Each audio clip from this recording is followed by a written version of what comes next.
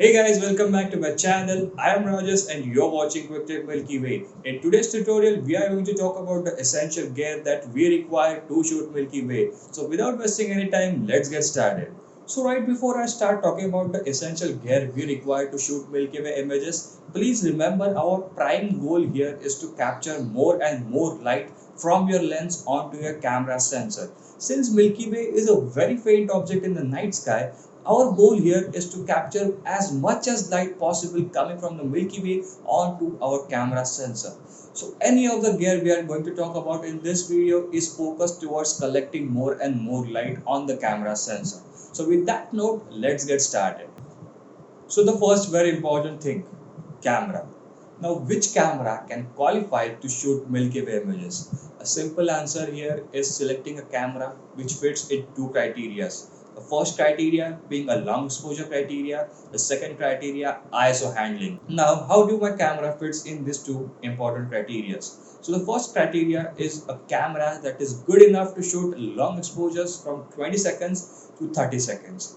Now, as I said, our prime goal here is to collect more and more light onto a camera sensor. So I can do that by shooting long exposures. So any camera that can shoot long exposures from about 20 seconds to 30 seconds is good enough. Now our second criteria was ISOs. Now since Milky Way is a very faint object in the night sky, obviously to shoot Milky Way you need to bump up your ISOs.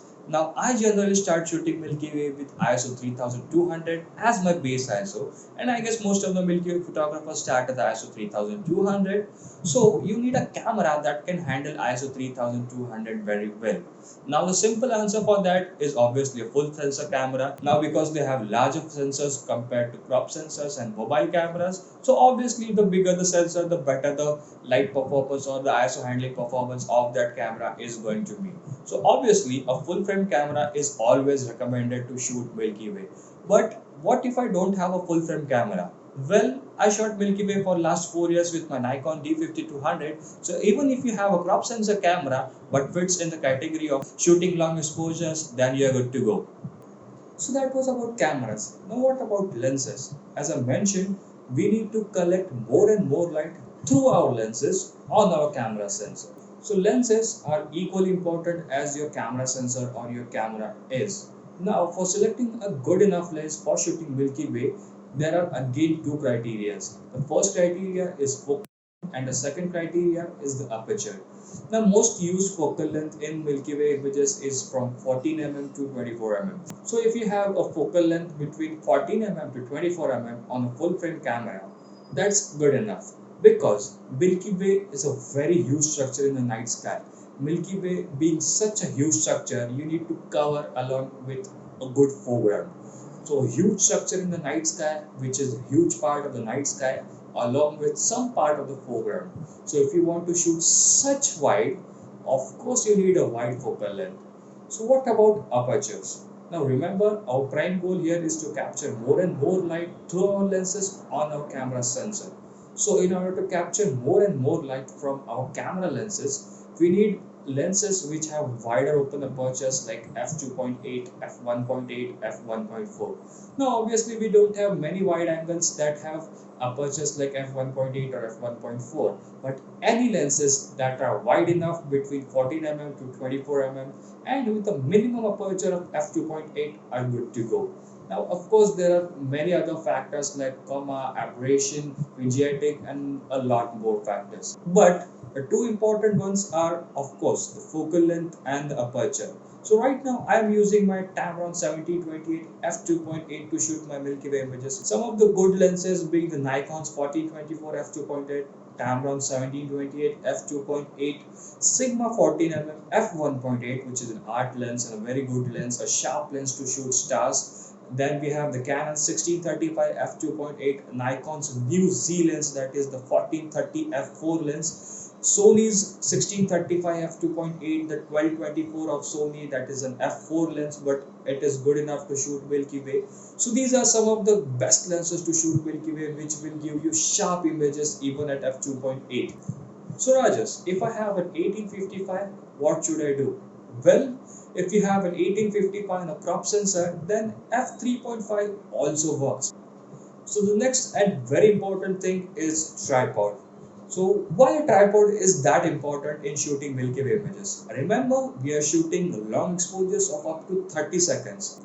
So let's be honest, if you are going to shoot Milky Way, it will be mostly windy and cold climatic conditions. So in such climatic conditions, if you are going to shoot long exposures of up to 30 seconds, then you need a very sturdy tripod. Now of course, full frames and the wide angle lenses with faster apertures are very heavy. So you need a setup that can handle heavy equipments and can be good enough in windy situations. So if you are investing in a good full frame camera as well as a good full frame wide angle fast aperture lens, then please invest in a good tripod as well, because if you have a dumbass tripod, then even after investing lakhs of rupees in your good cameras, the tripod will ruin everything.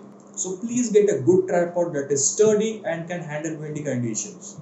So the next thing you require is a shutter release. Now why do I require a shutter release? Now the reason behind that is you are shooting long exposures. So if you have mounted your camera on tripod and you are shooting a long exposure for about 30 seconds, when you click the shutter button, that induces some shake in your images. So that might result in reduced sharpness in your images, and you might see some star trails or some blurriness in your images which will contain Milky Way. So in order to reduce any of the shaking of camera, any of the shake, it's better to use a wireless or a wired shutter release. Now if you don't have a shutter release, you can use the camera's timer function. You can set your timer at 5 seconds and then shoot your Milky Way images.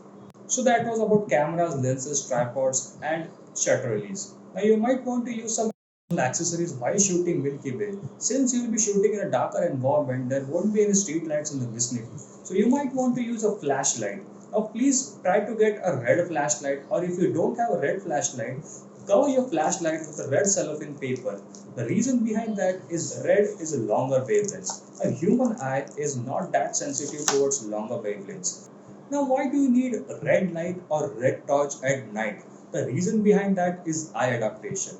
Now, since you'll be shooting in dark environments for a longer period of time, your eyes are actually adapted to see the darker environments. That will help you to move around in the vicinity and obviously focus at the stars.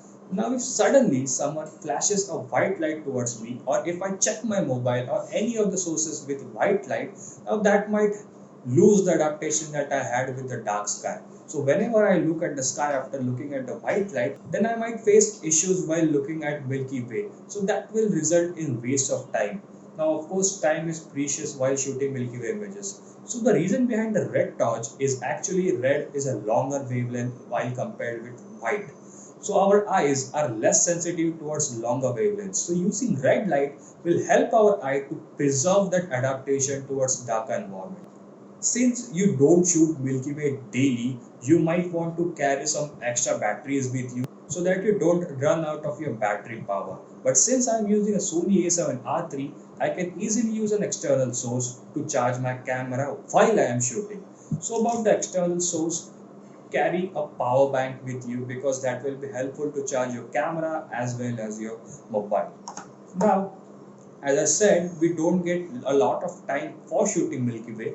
For that, I might or you might want to maximize your time for shooting Milky Way. So how can I do that? With help of these.